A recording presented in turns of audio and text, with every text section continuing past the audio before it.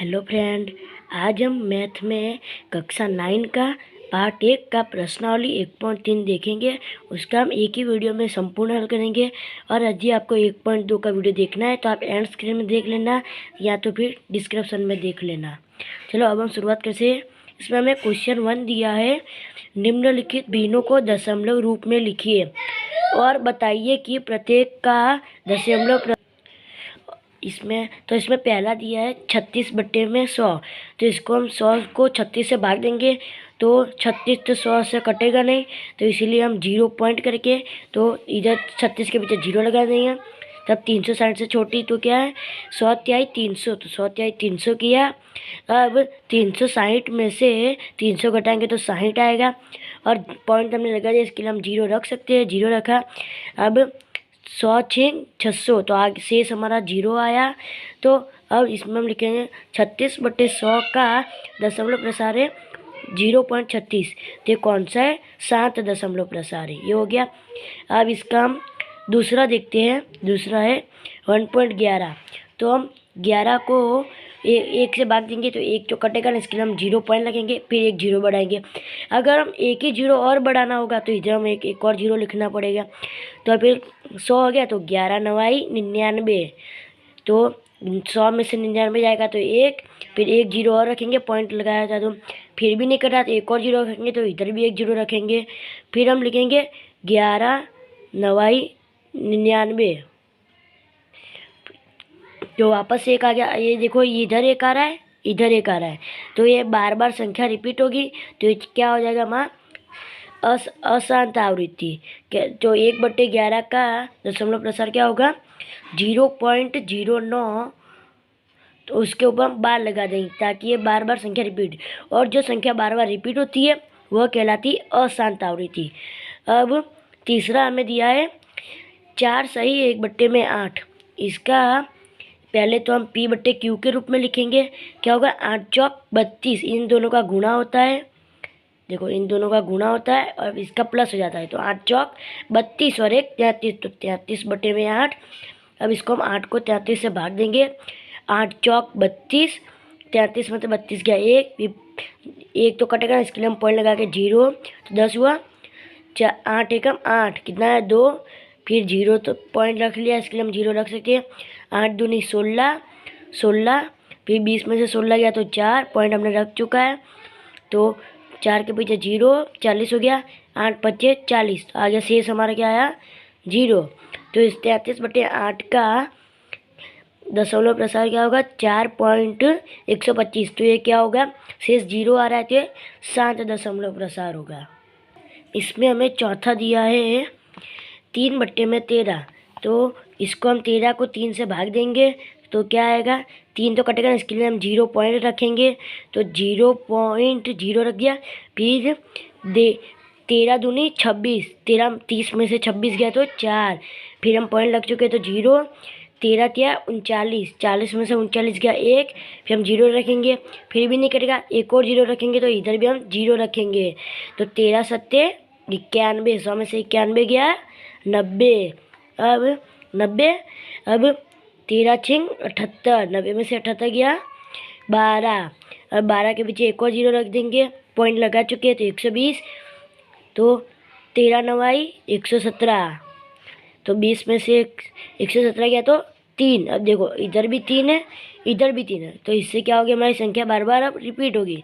तो 3/13 का दशमलव प्रसार क्या होगा 0.23079। ऊपर बार लगा देंगे ताकि पता चल जाए कि यह संख्या बार बार रिपीट होगी।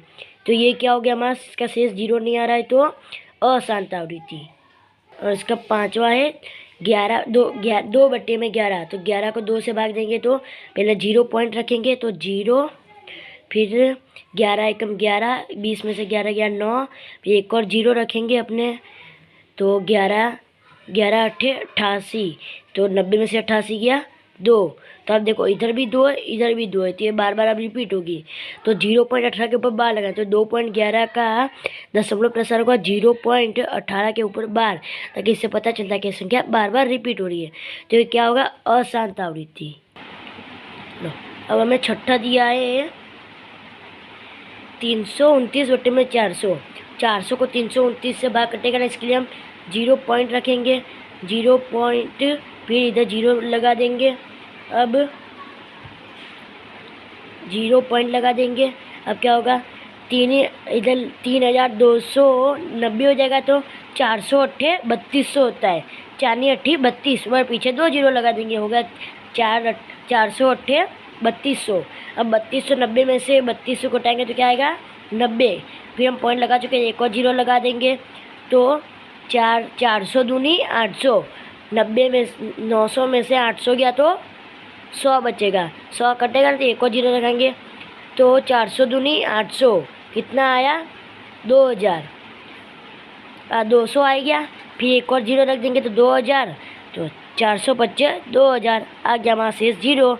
तो 329/400 का क्या होगा, दशमलव प्रसार 0.8225, जो इसका शेष 0 आ रहा है, तो ये होगा हमारा 7 दशमलव प्रसार। और इसी के साथ हमारा क्वेश्चन 1 कंप्लीट होता है। अब हम क्वेश्चन 2 देखते हैं।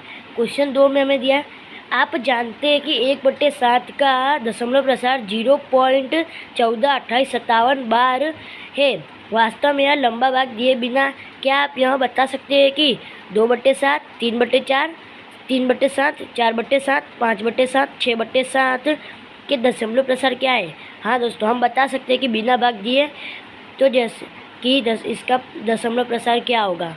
तो पहले हम 2/7 का देखते हैं। पहले हम क्या करेंगे, 1/7 का तो दिया है, तो 2 गुणे 1/7 करेंगे बराबर, मतलब 1/7 का मान क्या दिया है, तो 2 गुणे 0 14 28 57। अब हम इसको 2 से इसको गुणा करेंगे तो हमें मिलेगा 0.285714, इसके ऊपर बार। अब दूसरा दिया 3/7, तो 3 को भी 1 से 3 गुणे 1/7, तो 1/7 का मान क्या है, 3 गुणे 0 14 28 57, इसके ऊपर बार है। अब हम 3 को इसके साथ गुणा करेंगे तो हमें प्राप्त होगा 0.428571 के ऊपर बार। ये हो जाएगा 3/7 का दशमलव प्रसार। अब 4/7 का क्या होगा, 4 गुणे 1/7 बराबर, तो 1/7 का मान क्या है, तो 4 गुणे 0.142857 के बार। तो हम 4 को इसके साथ गुणा करेंगे तो क्या आएगा, 0.571428 के ऊपर बार। ये हो गया 4/7 का दशमलव प्रसार। चौथा दिया है 5/7, तो 5 गुणे 1, तो 5 गुणे 1/7, 1/7 का मान है, तो 5 गुणे 0.142857 के ऊपर बार बराबर। इसको हम गुणा करेंगे 5 को इससे, तो आएगा 0.714285 के ऊपर बार। ये हो गया 5/7 का दशमलव प्रसार। पाँचवा में दिया 6/7, तो 6 गुणे 1/7 बराबर 6 गुणे 0.142857, ये 1/7 का मान रख देंगे, इसको इसके साथ गुणा कर देंगे तो हमें आंसर मिलेगा 0.857142 के ऊपर बार। ये हो जाएगा 6/7 का दशमलव प्रसार। इसमें अब क्वेश्चन 2 इसी के साथ हमारा खत्म होता है। क्वेश्चन 3 देखिए, इसमें क्या निम्नलिखित को P/Q के रूप में व्यक्त किया है, जहाँ P और Q पूर्णांक है तथा Q बराबर 0 नहीं है। इसमें हमें पहला दिया है कि 0.6 ऊपर बार है, बार मतलब ये संख्या बार बार रिपीट हो रही है, तो हम इसको पहले मानेंगे। माना x बराबर 0.666, क्योंकि ऊपर बार है तो बार को हटाएंगे तो बार लग जाएगा। तो ये हमारा पहला समीकरण हो गया। तो अब देखो, इस हम क्या है, पॉइंट के बाद एक संख्या है तो इसको हम 10 से गुणा करेंगे, तो इधर हम लिखेंगे दोनों तरफ 10 से गुणा करने पर। अब दोनों तरफ 10 से गुणा तो x का 10 के साथ गुणा करें तो 10x बराबर, अब इसको हम गुणा करेंगे तो ये पॉइंट इधर से इधर आ जाएगा, तो 6.666, ये हो गया हमारा दूसरा समीकरण। तो अब हम क्या करेंगे, दूसरे समीकरण में से पहले समीकरण को घटाएंगे। तो दूसरा समीकरण क्या था हमारा, 10x बराबर 6.6666, ये, और पहला समीकरण था x बराबर 0.666, इसको हम घटाएंगे 10x में से अकेला x इधर कुछ नहीं होगा तो 1 होगा, तो 9x बराबर 6.000 आ जाएगा, 6 में से 6 गया 000। तो अब क्या होगा, तो 9x.6 आ गया, तो हम 6/9 लिख सकते हैं। 6/9 तो 3 दूनी 6, 3 त्रिका 9, तो x बराबर क्या आएगा 2/3। तो 2/3 क्या है अपना 0.6 का पी बटे क्यू के रूप में हमने व्यक्त कर दिया है। अब इसका दूसरा देखते हैं। दूसरा है 0.47 को 0.407 के ऊपर बार है। इसको भी हम लिखेंगे तो माना x बराबर 0.4777, क्योंकि हमारा सिर्फ 7 के ऊपर बार तो हम 7 बार बार लिखेंगे। तो ये हमारा पहला समीकरण हो गया। फिर इसमें हम दोनों तरफ 10 से गुणा करेंगे, क्योंकि एक संख्या के बाद पॉइंट है, तो दोनों तरफ 10 से गुणा करने पर तो इसको हम 10 से गुणा करेंगे तो 10x बराबर, इसमें भी 4 के बाद आ जाएगा तो एक संख्या के बाद, तो 4.777 ये दूसरा समीकरण हो गया। इसमें अब सही दूसरे समीकरण में से पहले समीकरण को घटाएंगे तो 10x बराबर, ये हमारा दूसरा समीकरण है 4.777, और पहला समीकरण है x बराबर 0.4777। तो 10x में से इधर x है तो एक x होगा ही, कुछ नहीं होगा तो एक होगा, तो 9x बराबर 4 का 4, फिर 7 में से 4 या 3, फिर 0 0 0, तो क्या आएगा 4.3। तो x बराबर क्या आएगा 4.3/9। अब पॉइंट को हटाएंगे तो क्या होगा, दोनों तरफ 10 से गुणा, तो 4.3 को 10 से तो 43 आएगा। नीचे से गुणा करेंगे तो, और 9 को 90 से गुणा कर 10 को गुणा करेंगे तो आएगा 90। तो हमारा 4.7 बार का दशमलव प्रसार होगा 43/90। इसका हमें तीसरा दिया 0.001 के ऊपर बार, तो कितने संख्या के पहले पॉइंट बाद पॉइंट 1 2 3, तो इसको हम 1000 से, तो पहले इसको हम मानेंगे, माना x बराबर 0.001 ये पहला समीकरण हो गया। इस हम दोनों तरफ 1000 से गुणा करने पर, 1000 से क्यों करेंगे, क्योंकि 3 संख्या के पहले पॉइंट है इसके लिए, तो दोनों तरफ 1000 से गुणा करेंगे तो 1000x आ जाएगा। फिर इधर से 3 संख्या इधर पहले चला जाए, क्योंकि 1000 तो 1 2 3, तो इधर पॉइंट आ जाएगा 1.001001, ये हो गया हमारा दूसरा समीकरण। तो दूसरे समीकरण में से पहले समीकरण को घटाएंगे तो 1000x बराबर 1.001001 अनंत, फिर x बराबर 0.00100100, ये हमारा दूसरा समीकरण है, ये पहला है।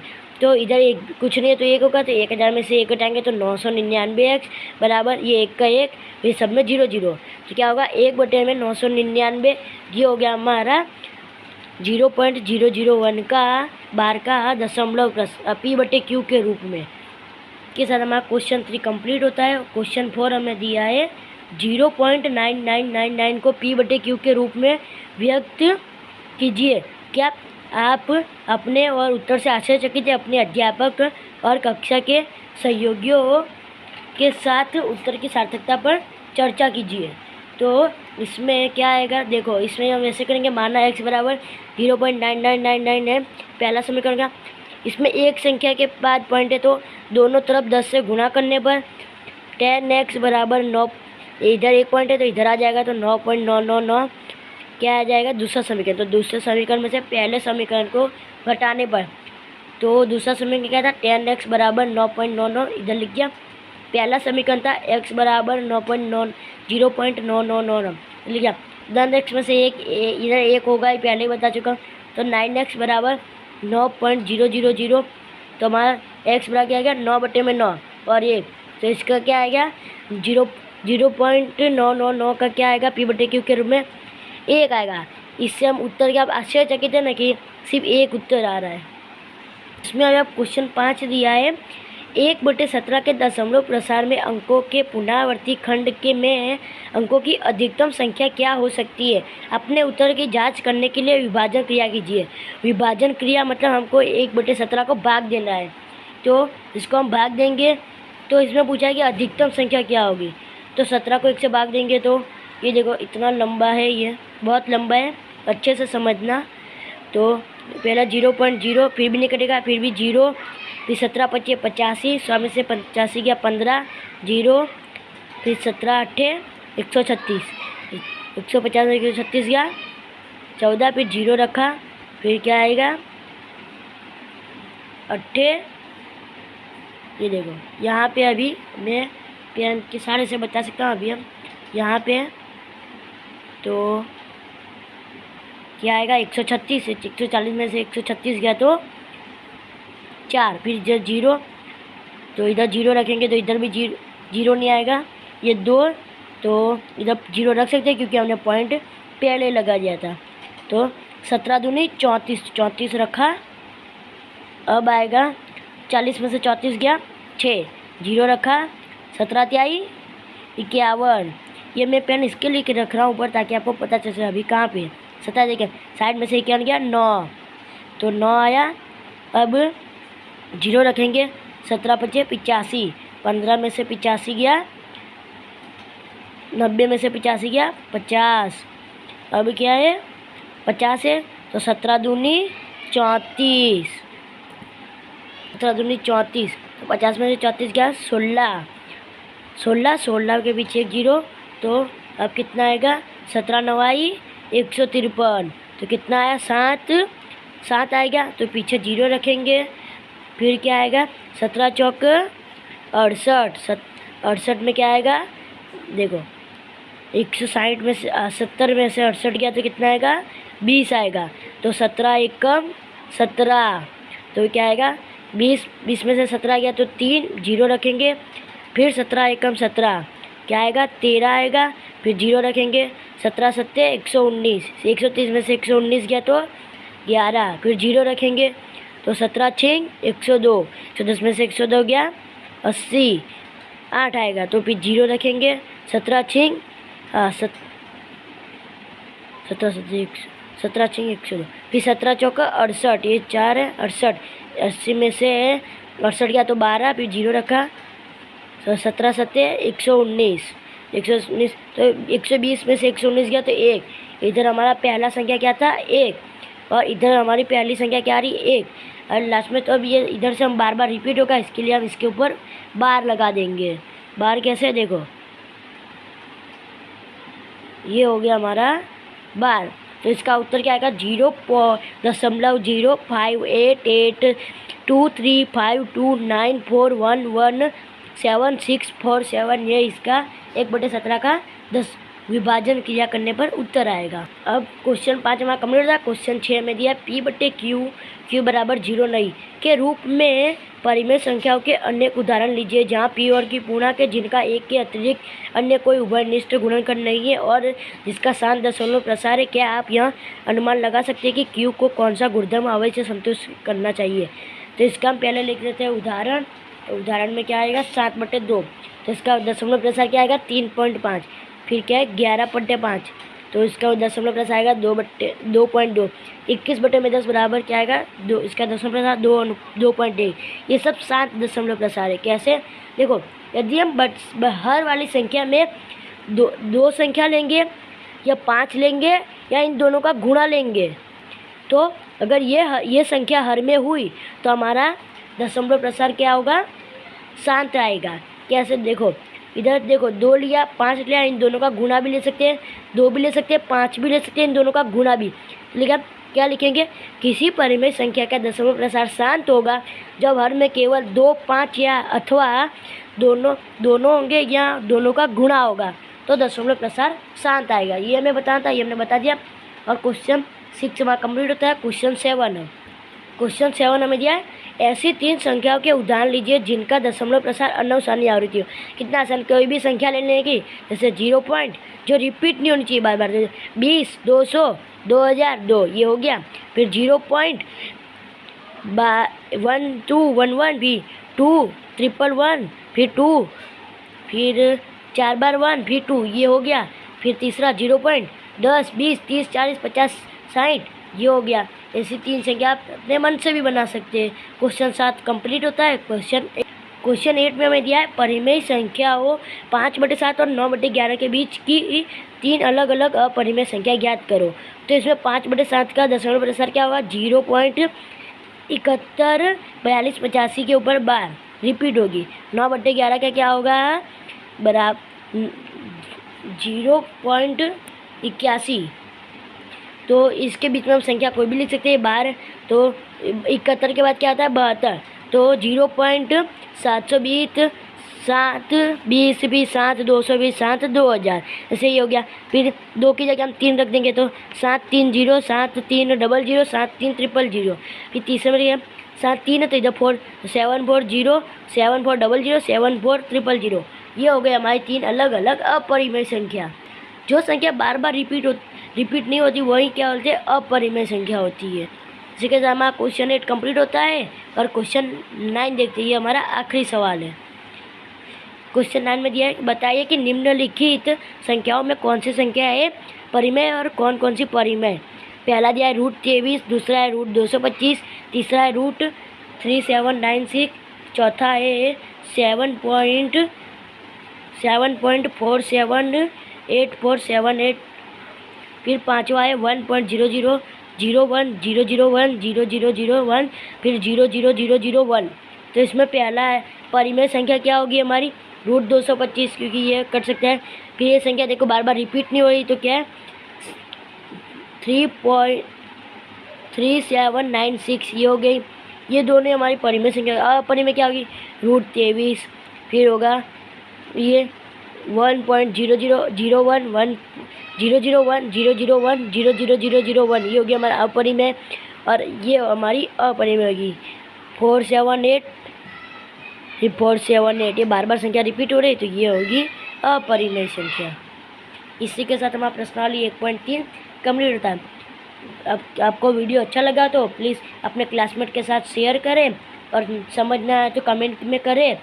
और आप इसको 1.2 आप यहाँ स्क्रीन में आपको मिल जाएगा। और चैनल पे न्यू है तो सब्सक्राइब करें, लाइक करें, बेल नोटिफिकेशन को ऑन करें, ताकि मेरा सबसे पहले वीडियो आपके पास पहुँच जाए। Thank you.